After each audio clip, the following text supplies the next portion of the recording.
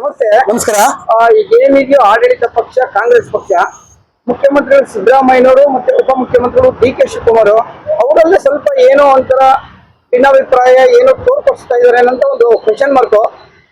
ಮುಖ್ಯಮಂತ್ರಿ ಸಿದ್ದರಾಮಯ್ಯನವರು ಬೆಂಬಲಿಗರು ಏನಂದ್ರೆ, ಮುಖ್ಯಮಂತ್ರಿ ಸಿದ್ದರಾಮಯ್ಯನವರು 5 ವರ್ಷ ಮುಖ್ಯಮಂತ್ರಿ ಆಗಿರ್ಬೇಕು ಅಂತ ಆಸೆ ಪಡ್ತಾರೆ. ಕೆಲವೊಂದು ಡಿ ಕೆ ಶಿವಕುಮಾರ್ ಅವರ ಸ್ನೇಹಿತರು, ತುಂಬಾ ಆಪ್ತರು, ಡಿ ಕೆ ಶಿವಕುಮಾರ್ ಮುಖ್ಯಮಂತ್ರಿ ಆಗ್ಲೇಬೇಕು, ಅವರು ಪಕ್ಷಕ್ಕಾಗಿ ದುಡಿದಿದ್ದಾರೆ ಅನ್ಸುತ್ತೆ. ತಾವೇನ್ ಹೇಳ್ತೀರಾ ಸರ್, ತಮ್ಮ ಅಭಿಪ್ರಾಯ? ಎಲ್ರು ನಮಸ್ಕಾರ. ಈ ಒಂದು ಜೀವನ್ ಒಂದು ಪ್ರೆಸ್ ಇದೆ. ಈ ಒಂದು ಮುಖಾಂತರ ಏನು ಹೇಳ್ತೀವಿ ಅಂದ್ರೆ, ಈಗ ಇದು ಜನರ ಅಭಿಪ್ರಾಯ ಏನಂತ, ಸಿದ್ದರಾಮಯ್ಯನವರು 5 ವರ್ಷ ಆಡಳಿತ ಮಾಡಬೇಕು ಅಂತ.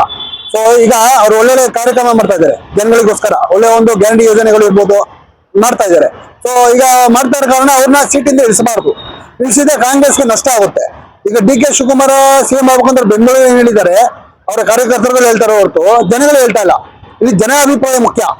ಈಗ ಏನೋ ಒಂದು 120ಕ್ಕೂ ಹೆಚ್ಚು ಏನೋ ಒಂದು ಸೀಟ್ ಕೊಟ್ಟಿದ್ದೀವಿ ಕರ್ನಾಟಕ ಜನತೆಗಳು. 5 ವರ್ಷ ಸಿದ್ದರಾಮಯ್ಯ ಒಂದು ಆಡಳಿತ ಮಾಡಬೇಕು, ಮತ್ತೆ ಕಾಂಗ್ರೆಸ್ ಪಕ್ಷ ಅಧಿಕಾರ ಇರಬೇಕು ಅಂತ ಕೊಟ್ಟಿರೋದು. ಇದ್ರಲ್ಲಿ ಇವರು ಈಗ ಡಿ ಕೆ ಶಿವಕುಮಾರ್ ಹೇಳ್ತಾರೆ ಕೊಡ್ಬೇಕು. ನಾನು ಕೇಳ್ತೀನಿ ಯಾಕೆ ಕೊಡ್ಬೇಕು ಅಂತ ಕೇಳ್ತೀನಿ. ಏನ್ ಈಗ ಬೆಂಗಳೂರು ಸಚಿವರಾಗಿ ಅಥವಾ ಒಂದು ಉಪಮುಖ್ಯಮಂತ್ರಿ ಆಗಿ ಬೆಂಗಳೂರು ಒಂದು ನಗರಾಭಿವೃದ್ಧಿ ಸಚಿವರಾಗಿ 2 ವರ್ಷ ಕಾಲ ಹೆಚ್ಚಿಗೆ ಆಗಿದೆ. ಬೆಂಗಳೂರು ನಗರದಲ್ಲಿ ಒಂದು ಸಮಸ್ಯೆನ ಪರಿಹಾರ ಮಾಡಕ್ಕಾಗ್ತಿಲ್ಲ ಇವ್ರ ಕೈಲಿ. ರಸ್ತೆಯೆಲ್ಲ ಪರಿಹಾರ ಮಾಡಕ್ಕಾಗ್ತಿಲ್ಲ. ಒಂದು ಟ್ರಾಫಿಕ್ ಜಾಮ್ ಇರ್ಬೋದು, ಸಿಗ್ನಲ್ಸ್ ಇರ್ಬೋದು, ಇದನ್ನ ಯಾರು ಕೆಲಸ ಮಾಡ್ತಾ ಇಲ್ಲ. ಅವರು ಯಾರೋ ಡಿ ಕೆ ಶಿವಕುಮಾರ್ ಆಗಿರ್ಬೋದು. ಈಗ ಅವ್ರು ಕೆಲಸ ಮಾಡಿ ನೀವು ಕೇಳಿದ್ರೆ ಅದೊಂದು ಅರ್ಥ ಇರುತ್ತೆ. ಸೊ ಕೆಲಸ ಮಾಡಿ ಅಂತ ಹೆಂಗ್ ಕೇಳ್ತೀರಾ ನೀವು? ಅವ್ರು ಕಾಂಗ್ರೆಸ್ ಪಕ್ಷದವ್ರಿಗೆ ಕೆಲಸ ಮಾಡಿದ್ರೆ ಹೊರತು ಜನಗಳಿಗೆ ಕೆಲಸ ಮಾಡಿಲ್ಲ. ಅದು ಕರ್ನಾಟಕ ಒಂದು ಅಭಿವೃದ್ಧಿಗೆ ಕೆಲಸ ಮಾಡ್ತಾ ಇಲ್ಲ. ಮತ್ತೆ ಬೆಂಗಳೂರು ನಗರಕ್ಕೆ ಏನು ಕೆಲಸ ಕೊಟ್ಟಿಲ್ಲ. ಏನ್ ಮಾಡೋಣ?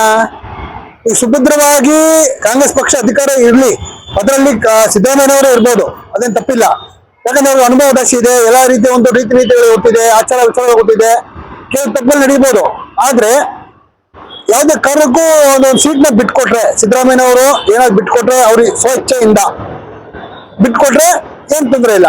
99% ಸಿದ್ದರಾಮಯ್ಯನವರು ಸಿಎಂ ಆಗಿದ್ದಾರೆ. ಹೈಕಮಾಂಡ್ ಕೂಡ ಅದು ಗೊತ್ತಿದೆ. ಅವರು ನೇರವಾಗಿ ಹೇಳ್ತಾ ಇಲ್ಲ. ಯಾಕಂದ್ರೆ ಇಡೀ ಭಾರತದಲ್ಲಿ ಕರ್ನಾಟಕ ಸರ್ಕಾರ ಅಂತ ಇರೋದು ಕರ್ನಾಟಕದಲ್ಲಿ ಮಾತ್ರ. ಇವತ್ತು ಕರ್ನಾಟಕದ ಬಿಟ್ಟರೆ ಕಾಂಗ್ರೆಸ್ ಪಕ್ಷ ಯಾವುದೇ ಒಂದು ದೇಶದಲ್ಲಿ ಇಲ್ಲ, ಯಾವುದೇ ರಾಜ್ಯದಲ್ಲಾಗ್ಲಿ ಇಲ್ಲ.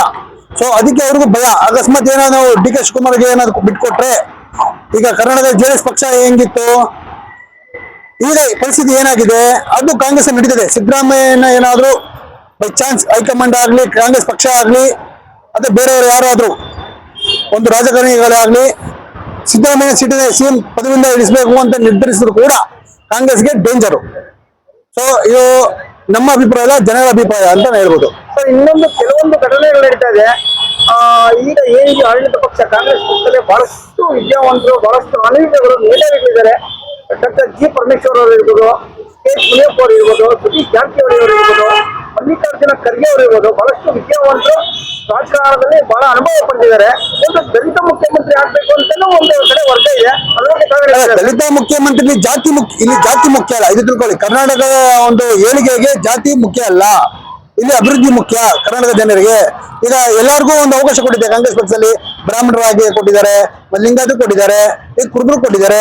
ಹಿಂದೆ ಕೃಷ್ಣ ಅವರು ಕೊಟ್ಟಿದ್ರು, ಎಸ್.ಎಂ. ಕೃಷ್ಣ ಅವರು ಒಂದು 20 ವರ್ಷಗಳ ಹಿಂದೆ ಗೌಡ್ರ ಒಂದು ಇದರಲ್ಲಿ. ಅದು ಗೌಡ್ರ ಲೆಕ್ಕ ಅಂತ, ಜಾತಿಯಿಂದ ಕೊಟ್ಟಿಲ್ಲ. ಅವರು ಜನರಿಗೆ ಏನು ಒಂದು ಅನುಕೂಲ ಕೊಡಬೇಕು, ಕರ್ನಾಟಕದ ಜನರಿಗೆ ಅಭಿವೃದ್ಧಿ ಏನ್ ಪಡಿಸ್ಬೇಕು, ರಾಜ್ಯದಲ್ಲಿ ಏನ್ ಕೊಡ್ಬೇಕು ಅಂತೇಳಿ ಅವರ ಒಂದು ದಿಟ್ಟ ನಿರ್ಧಾರ ಮಾಡಿ ಸಿದ್ದರಾಮಯ್ಯ ಸೇವೆ ಮಾಡಿಸಿದ್ದು. ಜನಗಳು ಸಿದ್ದರಾಮಯ್ಯ ನೋಡಿ ಎಲ್ಲ ಓಟ್ ಹಾಕಿದ್ದು ಕಾಂಗ್ರೆಸ್ ಪಕ್ಷಕ್ಕೆ ಹೊರತು ಬೇರೆ ಯಾರು ನೋಡಿ ಓಟ್ ಹಾಕಿಲ್ಲ.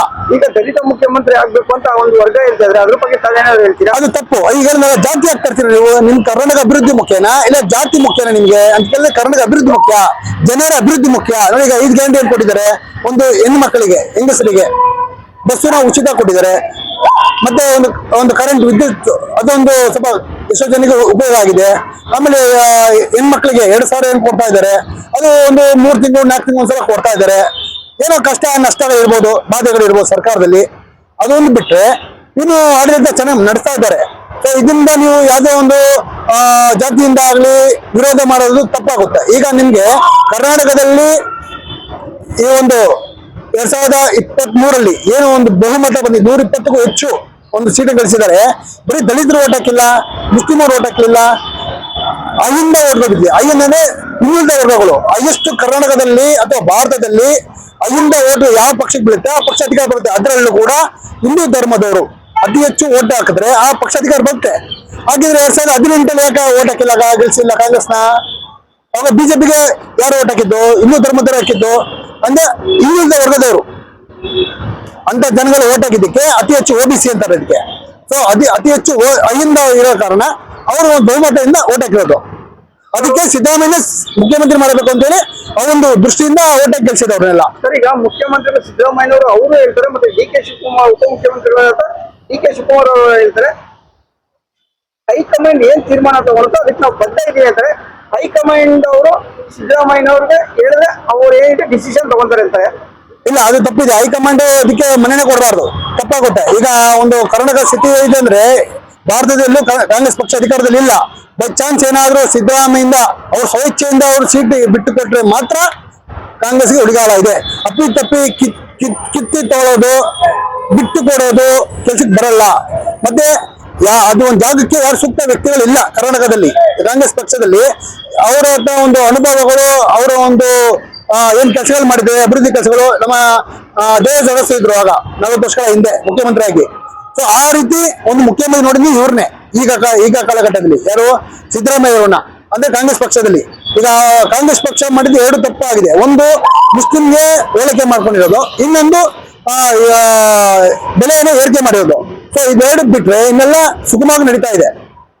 ಇದನ್ನ ಬಿಜೆಪಿ ಪಕ್ಷದವ್ರಿಗೆ ಮತ್ತೆ JDS ಪಕ್ಷವ್ರಿಗೆ ಸಹಿಸಿಕೊಳ್ಳಕ್ ಆಯ್ತಲ್ಲ. ಯಾಕಂದ್ರೆ ಈಗ ಅವ್ರಿಗೆ ಏಳಿಗೆ ಆಗ್ತಾ ಇಲ್ವಲ್ಲ, ಬಿಜೆಪಿ ಪಕ್ಷಕ್ಕಾಗ್ಲಿ ಅಥವಾ JDS ಪಕ್ಷದವ್ರಿಗೆ. NDA ಒಂದಾಗಿ ಅವರು ಇವರ ವಿರುದ್ಧ ಕೆಲಸ ಮಾಡ್ತಿದ್ದಾರೆ. ಸೊ ಅವ್ರ ಪಕ್ಷ ಅಧಿಕಾರ ಇದ್ದಾಗ ಆಡಳಿತದಲ್ಲಿ ಏನ್ ಕೆಲಸ ಮಾಡಿದ್ರಿ? ಬಿಜೆಪಿ ಪಕ್ಷ ಆಗಿರ್ಬೋದು, JDS ಪಕ್ಷ ಆಗಿರ್ಬೋದು, ಏನ್ ಮಾಡಿಲ್ವಲ್ಲ. ಅದಕ್ಕೆ ಜನಗಳು ಏನ್ ಮಾಡಿದ್ದಾರೆ? OBC ವರ್ಗದವರು, ಹಿಂದುಳಿದ ವರ್ಗದವರು, ಅದರಲ್ಲಿ ಹಿಂದೂ ಧರ್ಮದವರು ಓಟ್ ಆಗಿ ಗೆಲ್ಸಿದ್ದಕ್ಕೆ ಒಂದು ಕಾಂಗ್ರೆಸ್ ಪಕ್ಷ ಅಧಿಕಾರ ಬಂದಿದೆ.